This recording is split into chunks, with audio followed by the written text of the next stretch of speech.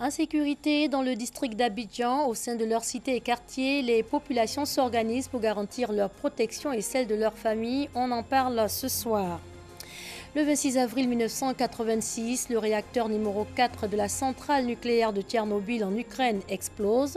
La catastrophe a affecté officiellement la vie d'environ 600 000 personnes. Bonsoir, bienvenue à tous dans cette édition. L'on s'intéresse à l'insécurité dans le district d'Abidjan, vol, enlèvement et agression. Comment les populations s'organisent-elles pour s'assurer un minimum de quiétude? Ce soir, la rédaction fait une incursion dans certaines communes. Le reportage de Doua Delazer. Des rues barricadées. Nous sommes à Abobo Baoulé, un quartier de la commune d'Abobo. Ici, des mesures de sécurité sont renforcées pour la protection des habitants contre les enlèvements d'enfants et le grand banditisme. Quand on regarde la cité, on a comme l'impression qu'on est dans une ville. Il faut aller à la réalité, on est dans un village. Tout le village est goudronné. Et quand les automobilistes voient que la voie est bien dressée, on appuie sur l'accélérateur. À plusieurs reprises, les gens ont failli ramasser les enfants et tout. Donc il fallait quand même freiner un peu ça.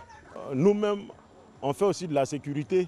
Il y a les responsables de la sécurité, des hommes avisés, qui veillent sur le village et puis interpellent souvent les noctambules pour qu'ils fassent tout pour rentrer à la maison à temps. On se communique un certain nombre d'informations.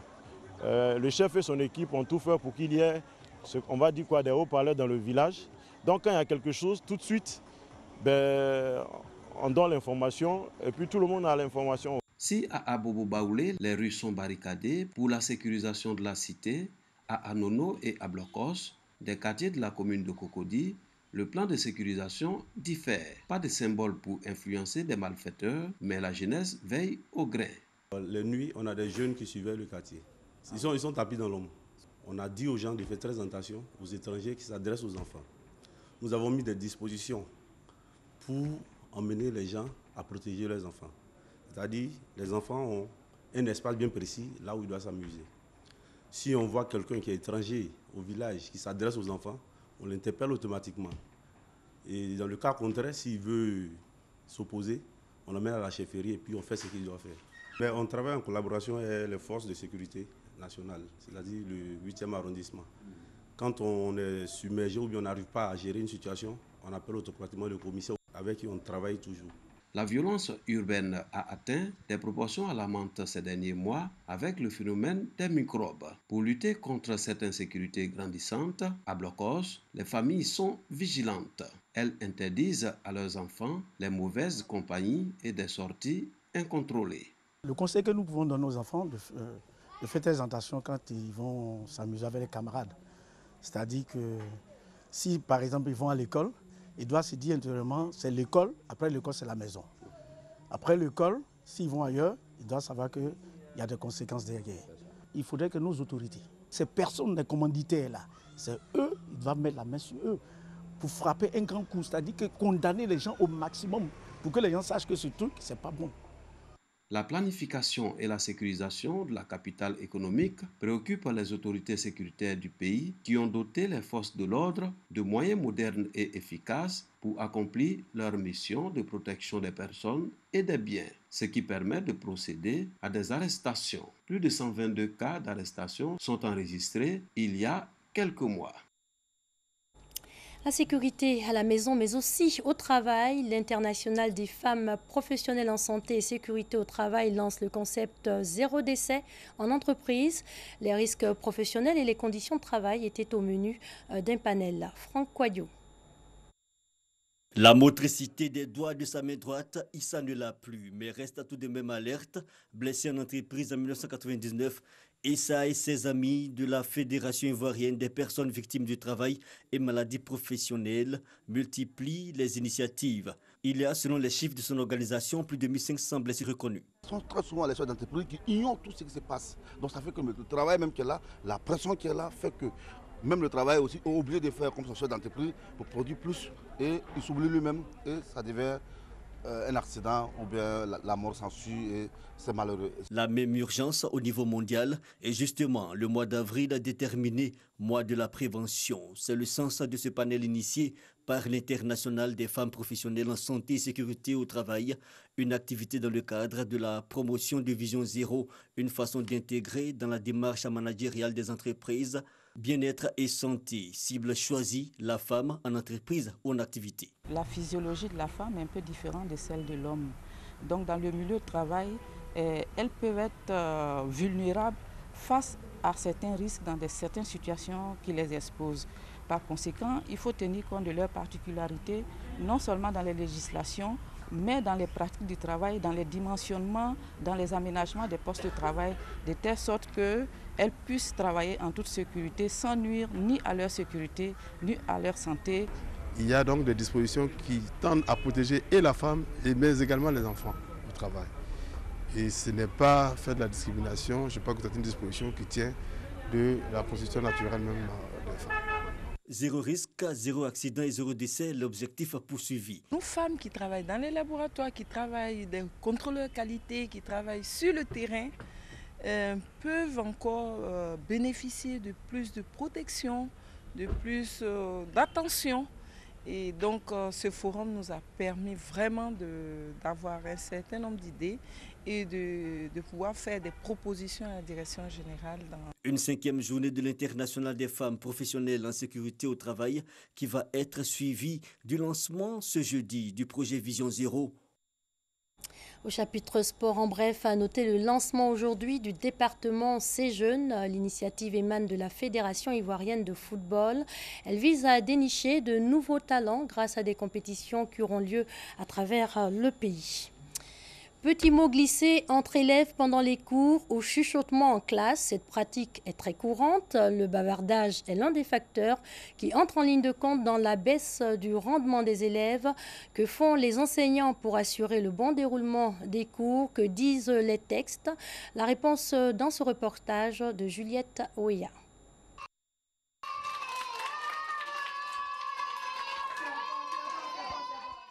Écoliers, élèves et étudiants peu attentifs. Le climat de discipline se dégrade dans les établissements scolaires en raison du bavardage. Tenez, que peuvent bien se dire ces écoliers pendant que l'institutrice explique une leçon de mathématiques. Quand on bavarde, on parle des films, des dessins animés de Claude Petit. Mes parents ne savent pas que je bavarde en classe. On peut faire des débats sur le football. Ça va, normalement, on le fait quand même. On parle parfois de ce qui se passe pendant les congés, pendant le week-end, ce qu'on a fait à la maison. Dans ces conditions, quel que soit le sujet et la manière de le traiter, le cours est toujours un parcours du combattant lassant et épuisant. Que l'on soit à l'école primaire, au collège, lycée, grande école et université, le virus est universel. Le constat est que le bavardage en classe mine la vie des apprenants eux-mêmes, mais aussi celle des enseignants. Mais pourquoi le goût pour de tels risques? L'ennui du cours peut amener l'enfant à bavarder. Donc l'enfant bavarde avec ses camarades parce qu'ils ne sentent pas le goût de la leçon qui est dispensée. Les classes assez pléthoriques aussi peuvent amener les élèves à bavarder. La première conséquence, c'est sur les élèves eux-mêmes. Soit les élèves ne prennent pas correctement, ils ne prennent pas correctement les cours. Donc, un élève peut ne pas avoir appris bien le résumé à cause du bavardage. La deuxième conséquence, cela a une influence négative sur la progression dans la matière. La portée des conséquences est dévastatrice. Elle dépeint sur la qualité de l'enseignement. Les parents d'élèves sont unanimes. Ils fustigent le bavardage en classe. Les parents dépensent pour nous. Nous partons pour apprendre. Eux, tu es là, tu bavardes. Bien sûr, si tu n'es pas conscient, mais laisse le voisin étudier au moins. Que disent les textes ivoiriens en la matière? Quelle est la nature des sanctions lorsqu'un élève est pris en flagrant délit de bavardage? Prendre des sanctions individuelles. Bon, comme tu fais du bruit, je te fais moins 2. C'est léger, mais ça peut interpeller un élève.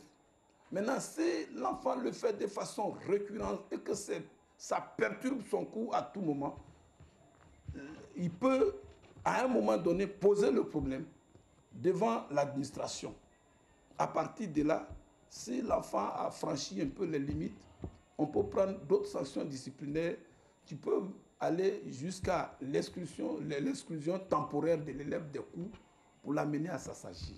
Mieux vaut prévenir que guérir. Pour éviter les sanctions, les encadreurs prévoient des astuces.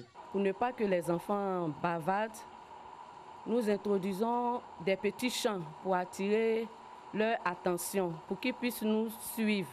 Le maître ou bien l'enseignant qui dispense des cours doit établir des règles de discipline avec ses élèves pour que les élèves, en début d'année, sachent ce qu'ils doivent faire et ce qu'ils ne doivent pas faire.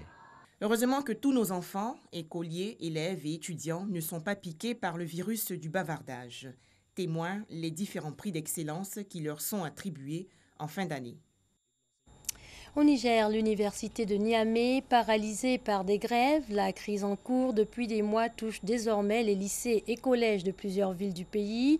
Le mouvement à l'origine de la grève illimitée exige notamment la réouverture du campus et l'annulation d'une décision autorisant la police au sein de l'université.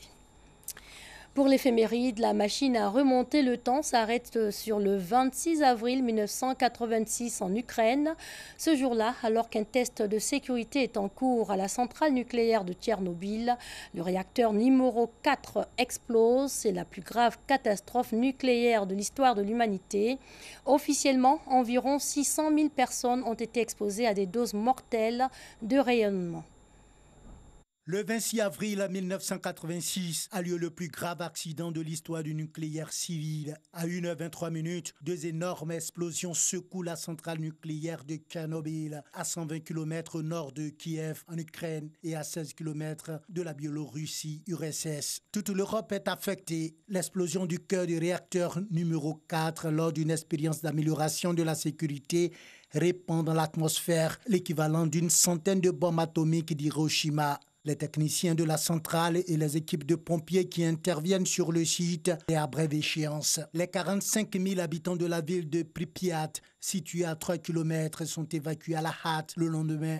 En 1986, 116 000 personnes au total seront contraintes de quitter la zone, puis 230 000 au cours des années suivantes. Face à la catastrophe, l'URSS de Mikhail Gorbatchev se mure dans un silence assourdissant. En France, le président François Mitterrand craint que cela porte atteinte au programme nucléaire français et apporte de l'eau au moulin des écologistes.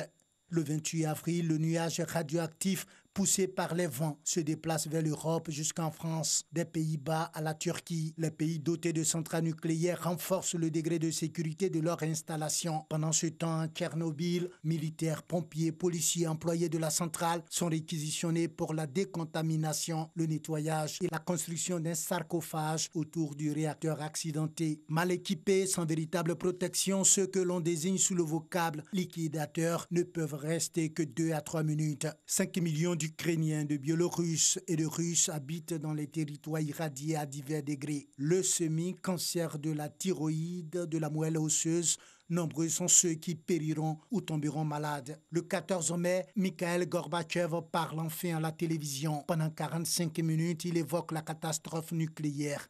Tchernobyl devient un sujet majeur de la diplomatie européenne. Le deuxième réacteur de Tchernobyl a été arrêté en 1991 à la suite d'un incendie et son premier bloc a lui été mis hors service en 1996 dans le cadre d'un accord international. En 2000, soit plus de 14 années après la catastrophe nucléaire, Tchernobyl ferme ses portes.